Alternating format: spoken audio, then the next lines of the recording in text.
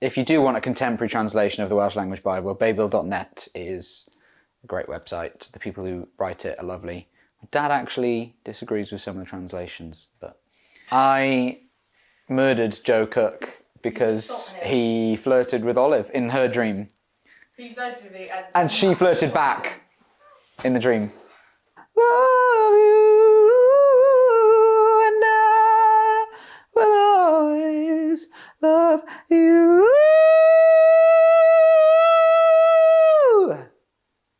Thank you. Thank you, Emily. Hi, everybody. My name is Matt. Now, if you've been around Metro for a while, you might remember me as the guy who always does the really awkward talks and talks about all the bad things that I've done in order to make you feel better. If you're newer to Metro, hi, that's me. But you might be under the false impression if you're new that because I'm sometimes on the stage doing the singing and the guitar, I've probably got everything all together. Well, I have not, unfortunately. And one of the things that historically I've struggled with is kind of being addicted to porn. Now, I'm really glad that at the moment I feel like I'm in a really good place with it, and I've found some kind of tips and tricks and habits that I've got into that have meant that it's not something that I've kind of watched for quite a while now.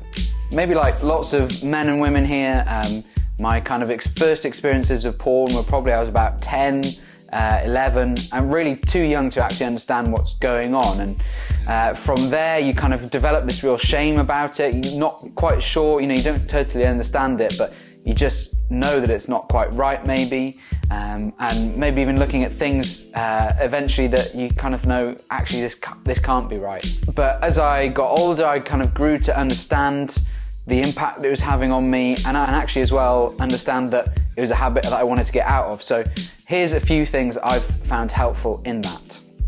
So number one, think about it as a part of your overall health and as a part of your sexual health. So you don't need to look far to see the effects that porn can have on the brain and actually on your sex life if you're sexually active. It's really helpful, I've found, to think of it in the big picture and to think like I would with any other health goal. It might be that you're trying to eat a bit healthier or exercise a bit more. And actually it can be helpful to see kind of our pornography habits as a part of that, of what can I do to take little steps to make sure I'm improving my habits around pornography. Number two, accountability. It can be really helpful to have a person or two that you're just really open and honest with about this. So I have a couple of friends and we just tell each other everything, and it's a really safe space and we don't tell everyone else about what each other have done. But I know that if I've made a mistake, if I've kind of messed up, that I know I'm going to have to tell someone about that. You can even get software where it kind of works through your internet history and can send to an accountability partner an email saying, hey, they looked at something they shouldn't have, no, private browsing doesn't work, so you're not going to get out of that one. But that's one tool that can be really helpful, but accountability in general is really important if you want to kick the habit. Thirdly, finally, take it really seriously, but don't take yourself too seriously. You don't need to look far in the news or places like that to see the effect that porn can have on our sexual habits in a negative way. Things like human trafficking, violence against women and girls.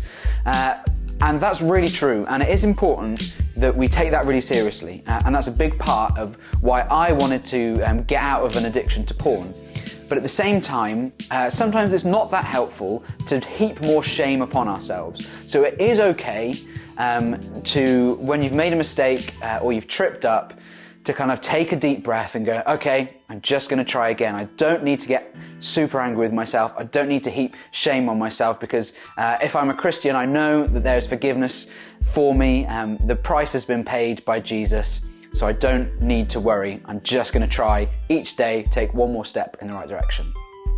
So just to encourage everyone at Metro who might be struggling with this, maybe it's something that's been habitual for decades, there is light at the end of the tunnel. We can be real and open and vulnerable with each other, and we don't need to keep on heaping shame on each other. Let's just keep on taking one more step in the right direction.